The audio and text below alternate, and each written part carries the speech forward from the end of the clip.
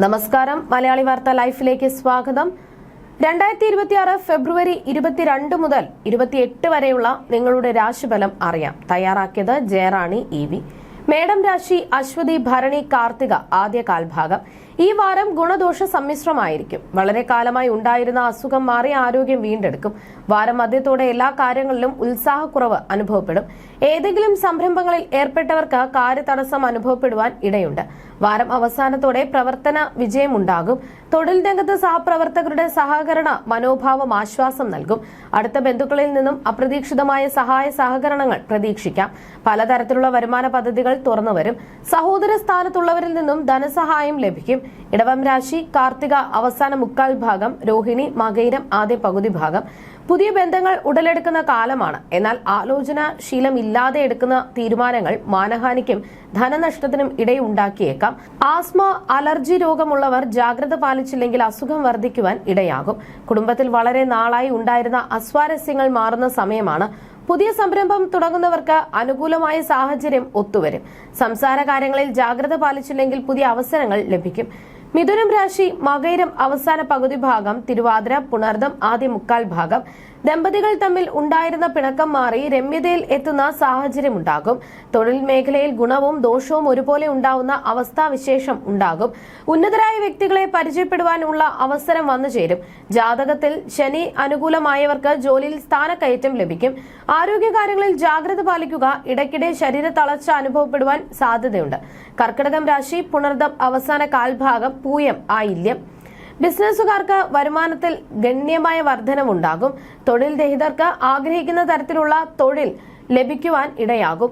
മനസ്സിന് ഇഷ്ടപ്പെട്ട തരത്തിലുള്ള ജീവിത പങ്കാളിയെ ലഭിക്കും. വളരെ നാളുകളായി അകന്നിരുന്ന ബന്ധുക്കൾ വീണ്ടും ഒരുമിക്കുകയും പ്രധാനപ്പെട്ട ആഘോഷവേളകളിൽ നിറസാന്നിധ്യമാവുകയും ചെയ്യും. മനസ്സിൽ ആഗ്രഹിച്ച കാര്യങ്ങൾ സബലീകരിക്കാനുള്ള അവസരം വന്നു ചേരും. ചിങ്ങം രാശി മകം പൂരം ഉത്രം ആദ്യ കാൽഭാഗം. വാരത്തിന് തുടക്കത്തിൽ മാനസികമായും ശാരീരികമായും ചില പ്രശ്നങ്ങൾ ഉടലെടുക്കുവാൻ സാധ്യതയുണ്ട്. ഏതെങ്കിലും രേഖകളിൽ ഒപ്പിടുമ്പോൾ വളരെയധികം പരിശോധിച്ചതിന് ശേഷം മാത്രം ഒപ്പിടുവാൻ ശ്രദ്ധിക്കുക. വാരം മധ്യത്തോടെ സാമ്പത്തികമായി ഉണ്ടായിരുന്ന പിരിമുറുക്കത്തിന് ആശ്വാസം ലഭിക്കുന്ന ഘടകങ്ങൾ വന്നുചേരും. പുതിയ വീട്, വാഹനം, ഭൂമി എന്നിവ സ്വന്തമാക്കുവാൻ അവസരം ലഭിക്കും. ചിലർക്ക് നിധി ചിട്ടി എന്നിവ ലഭിക്കുവാനുള്ള യോഗമുണ്ട്. കന്നിരാശി ഉത്രം അവസാന മുക്കാൽ ഭാഗം, അത്തം ചിത്തിര ആദ്യ പകുതി ഭാഗം. മനഃശാന്തിയും ആത്മവിശ്വാസവും കുറയുന്ന സാഹചര്യങ്ങൾ ഉണ്ടാകുവാനിടയുണ്ട്. അനവസരങ്ങളിൽ പറയുന്ന കാര്യങ്ങൾ അബദ്ധങ്ങൾക്ക് ഇട നൽകും. സ്വത്ത് കാര്യങ്ങളിൽ തർക്കമുണ്ടാവുകയും നിയമ നടപടികൾ നേരിടേണ്ടി വരുന്ന സാഹചര്യം ഉണ്ടാകുകയും ചെയ്യും.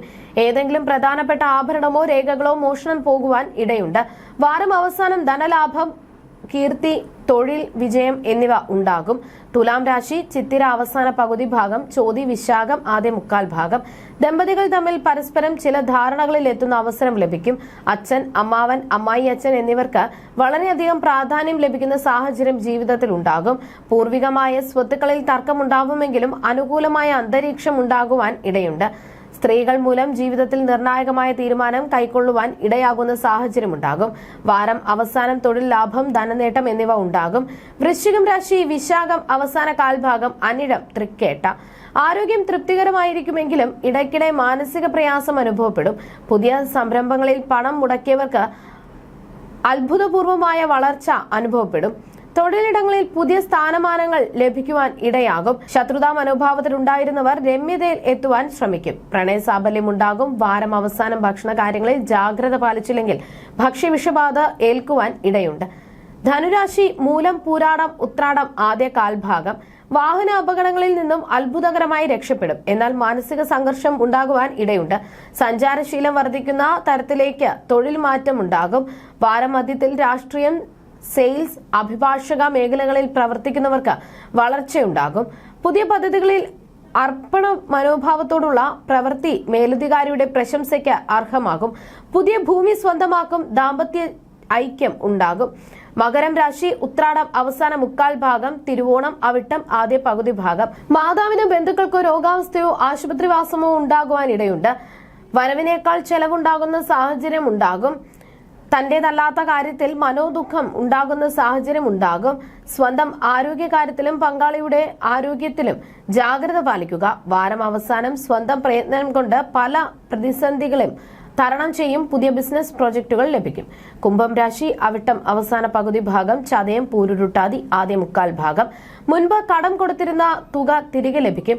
ദൂരയാത്രകൾ വഴി ഗുണാനുഭവങ്ങൾ ഉണ്ടാവുന്ന സാഹചര്യമുണ്ടാകും. വളരെ വിശേഷപ്പെട്ട തീർത്ഥാടന കേന്ദ്രങ്ങളിൽ എത്തിപ്പെടുവാൻ ഉള്ള സാഹചര്യമുണ്ടാകും. അപ്രതീക്ഷിതമായി കേസ് വഴക്കുകളിൽ അനുകൂലമായ വിധി ഉണ്ടാകും. എന്നിരുന്നാലും വാരമധ്യത്തോടെ പലവിധത്തിലുള്ള മാനസിക വ്യാകുലത ഉണ്ടാകുവാൻ ഇടയുണ്ട്. ആരോഗ്യകാര്യങ്ങളിൽ ജാഗ്രത പാലിക്കുക. മീനം രാശി പൂരുരുട്ടാതി അവസാന കാൽഭാഗം, ഉത്രട്ടാതി രേവതി. കുടുംബത്തിൽ സ്വസ്ഥതയും സമാധാനവും കുറയുന്ന സാഹചര്യമുണ്ടാകും. സാമ്പത്തിക ബുദ്ധിമുട്ട് അനുഭവപ്പെടും. പുതിയ സംരംഭങ്ങളിൽ ഇടപെടുമ്പോൾ വളരെയധികം ജാഗ്രത പാലിച്ചില്ലെങ്കിൽ ധനനഷ്ടമുണ്ടാകും. ജീവിത പങ്കാളിക്ക് രോഗാവസ്ഥ ഉണ്ടാകുവാൻ ഇടയുണ്ട്. സംസാരം വഴി പലതരത്തിലുള്ള ബുദ്ധിമുട്ടുകൾ അനുഭവപ്പെടുവാൻ ഇടയുണ്ട്. ആഹാര കാര്യങ്ങളിൽ നിയന്ത്രണം പാലിച്ചില്ല എങ്കിൽ ദഹന വ്യവസ്ഥയ്ക്ക് പ്രശ്നമുണ്ടാകുവാൻ ഇടയുണ്ട്. ജ്യോതിഷ സംബന്ധമായി നിങ്ങളുടെ സംശയങ്ങൾക്കും പരിഹാരങ്ങൾക്കും ജയറാണി EV 9746812212.